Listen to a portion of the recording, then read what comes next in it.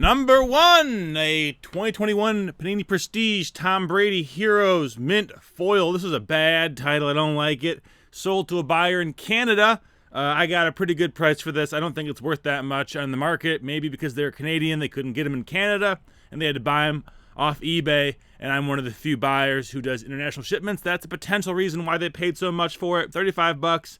That's great. That pays for more than the blaster box this came out of. Next up, we've got a copy of Wii Sports. No manual in the cardboard sleeve. I sold 2 of these, and then I actually sold 2 more of these on a different listing. That was not good. Here's a little tip.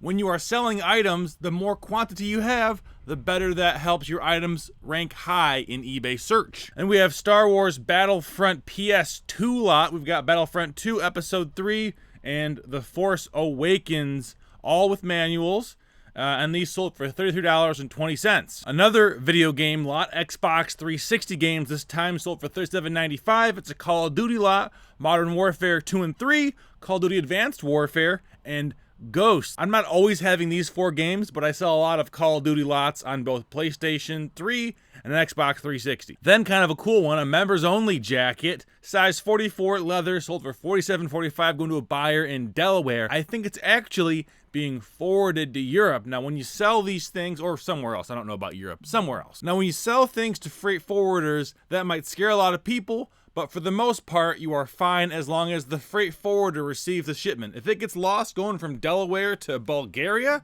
or whatever this is going to, you're off the hook, don't worry about it. And we have a sealed Gears of War 3 game. This is an online arbitrage flip. I won this in an auction in a lot of sealed Xbox 360 games about 2 years ago. I priced it high. I let the market rise because on sealed video games, for the most part, the market is only rising. Inflation is killing people. There are only more people getting into the hobby. It's not a bad investment. It might take a while to get your money back, I mean, as opposed to wholesale or something else, but for the most part, buying sealed games, if you can get them for cheap, is a good way to make some more money, even if it might take a few years. And we have a rare, discontinued Neutrogena Sugar Scrub Body Rub, 6 ounces, and I made sure that I showed him it was opened.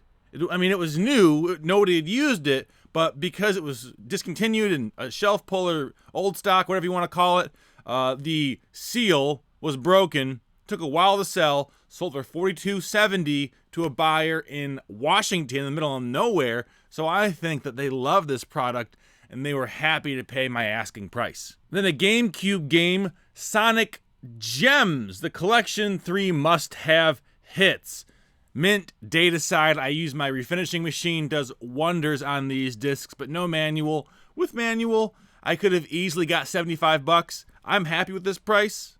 With no manual, kind of a slower sale, but I'm happy it found a home. Here's a really crazy one. I pulled it out of a hanger box I bought at Walmart. It's actually part of a series on my Cards to Cash channel where I said, can you make money buying retail packs? In my head thinking, no, of course not. And here I am. I made a killing on the retail packs I bought, but only because I got a really rare card of a good player in his rookie year. This is a Mosaic Genesis super short print, meaning like 1 per case basically. James Cook, a rookie running back for the Buffalo Bills who had serious playing time during the playoffs. I could not have asked for a better, I could have. There are some players worth more money, but this is a top 10% player in terms of value, in terms of all the cards it could have been. Maybe 25%. I got 85.45 for it, sold in like a week.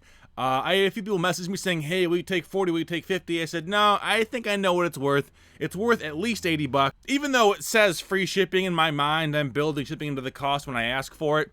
The free shipping hack, if you want to call it that, is just for search engine placement. In reality, you always want to be building shipping cost into your prices, and you just market it as free shipping because that's how people like to shop, apparently. And then finally, our biggest sale. If you've been a fan of the channel for a few years, you've seen me have this in the background. Oh, I hate to see it go. I'm making a video about how I packaged it because it was packaged very securely. I really hope it doesn't break. I should check to see if the tracking number says it's been delivered. I shipped it on Friday of last week, maybe Thursday.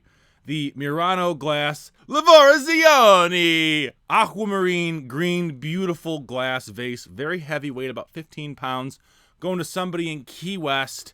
I bet it looks great in their condo or their house or wherever it's going. Sold for $225. I took a best offer on this. I very rarely take best offers anymore. I'm more now just sticking to my guns in terms of price. I will lower price if they're bundling stuff, and that's like the making deals part of my eBay name.